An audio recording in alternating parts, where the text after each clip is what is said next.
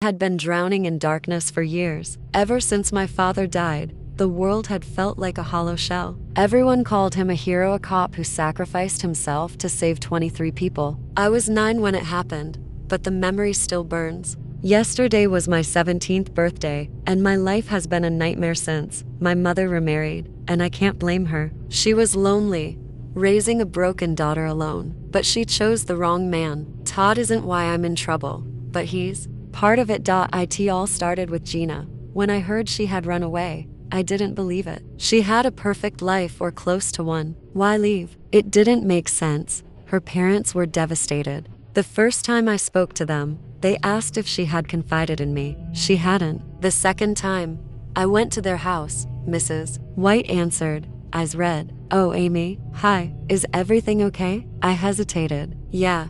I just wanted to check in. Any news about Gina? A flicker of hope before it faded. Come in, honey. I know you must miss her. We sat on the couch. The house was too quiet. We don't know where she is, Mrs. White admitted, voice raw. But we got a letter.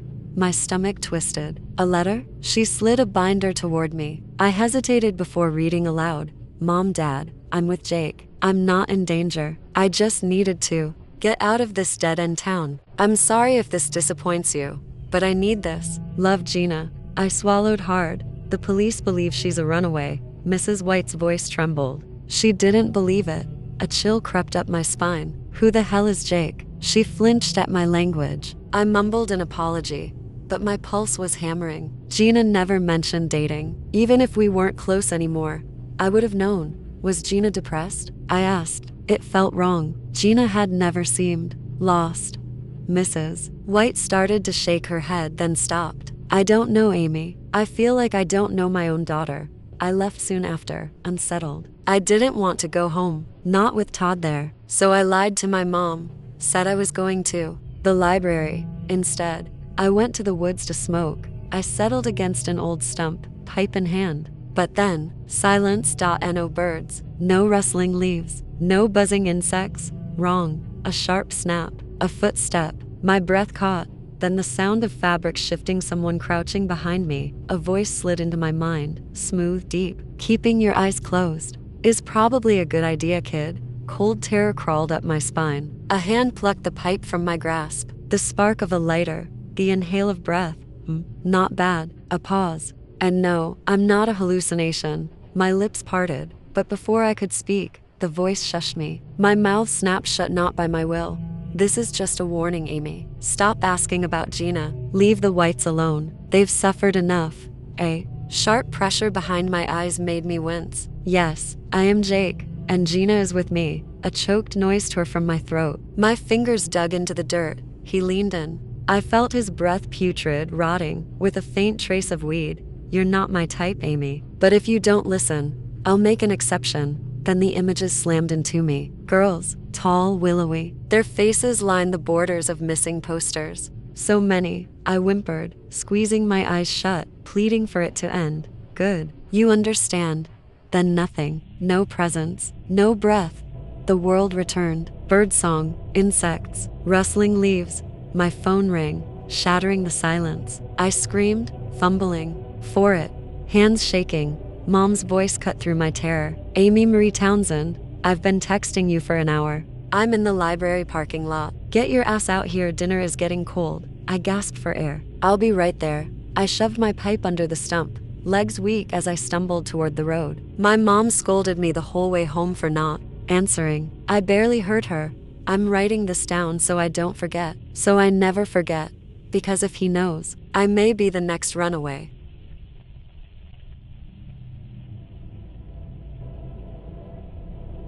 Title: The Green Child, Donde Está Santa Claus, blared through the speakers as John crossed yet another state line.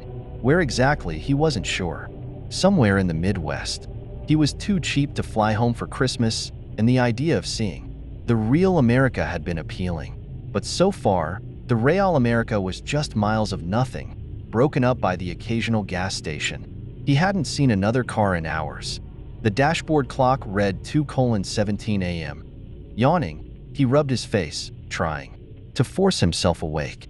The husks of empty 5-hour energy bottles littered the passenger seat. Instinctively, he reached for another, then cursed when he remembered he'd drained the last one 80 miles back. He needed gas, he needed food, and most of all, he needed sleep. A highway sign whizzed past, promising all three, and, oddly, the biggest vacuum in the continental US. It was too good to pass up. Pulling into the town, John coasted into a gas station. The prices were criminal, but he had no choice. As he stood outside, shivering in the bitter cold, he noticed the glow of a neon sign across the street, a 24-hour diner. It looked marginally better than the ancient hot dogs spinning under heat lamps inside the gas station. A police cruiser was parked out front. Inside, a middle-aged cop dozed in the driver's seat, a half-eaten Twix resting in his hand. Guess, the donuts at the gas station weren't up to snuff, John muttered as he stepped into the diner. The bell above the door jingled. A few patrons sat scattered around, eating fries and sipping milkshakes. Behind the counter, a stocky man in a green paper hat, weren't those supposed to be white, turned to him. "What'll it be, pal?" he asked, tossing John a menu. John didn't bother looking.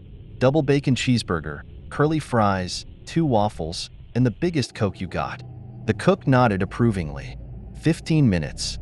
Moments later, a plastic cup the size of a football landed in front of him.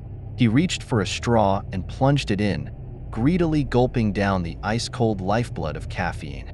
So distracted by the rush, he barely registered the presence that appeared behind him. "You want to see the Christ child?" John choked mid-sip, nearly falling off his stool. He turned to see a man in a filthy army surplus jacket, his greasy hair hanging in limp strands over a gaunt face. "The Christ child," the man repeated. "You want to see him?" John snorted. "Dude, he's born on Christmas, not before. Get your scam straight." He glanced at the man's hollow cheeks and added, "I don't have cash, but if you want my waffles when they come, they're yours. Just leave me alone." The man didn't blink. The other patrons kept their heads down, pretending not to notice. The cook rolled his eyes but said nothing. The man's smile never wavered. "No scam. You come with me. I show you the Christ child. And if you don't believe, I pay for your dinner." John considered. A free meal and a good story to tell later? Why not? Fine. Lead the way. They stepped into the cold, silent night. 2 blocks down, the man pointed to an alley. "It's right down here." John peered into the dark passage, his gut tightening. Shadows danced among the scattered trash. He had height and weight on the guy, but still, "You first," John said. The man grinned wider. "Sure." At the end of the alley sat a damp cardboard box. The man pointed. "Open it. See for yourself." John knelt, positioning himself so. His back was against the wall. He reached out and peeled back the flaps. Inside, wrapped in tattered cloth, lay a baby.no. Not just a baby.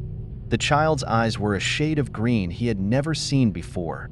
Deep, luminous, endless. As John gazed into them, a wave of peace washed over him. Every fear, every doubt, every worry he had ever carried vanished. He felt whole. Tears welled in his eyes. "I never believed," he whispered, "but this makes sense." He turned, elated. "We have to tell people. Everyone needs to." The child's mouth yawned open, revealing endless rows of needle-like teeth. Pain. Blinding, searing pain. John dropped the baby, clawing at his throat as warm blood gushed between his fingers. He staggered back, choking, his knees buckling. The man caught the child, cooing as crimson dripped from its tiny, grinning mouth. John pressed his sleeve against his torn throat, gasping. "That's not the Christ child." The man stroked the baby's wispy hair. "Oh, he is. Just not yours." Footsteps echoed at the alley's mouth. The diner patrons, the cop, the cook. They stood, blocking out the light, their brilliant green eyes glowing in the dark. The man chuckled. "Every Christ child needs gifts." He crouched, lowering the baby to John's failing body. "Thank you for bringing the first." John tried to scream as the baby gurgled happily and leaned in. The last thing he saw was its tiny, hungry face descending toward him.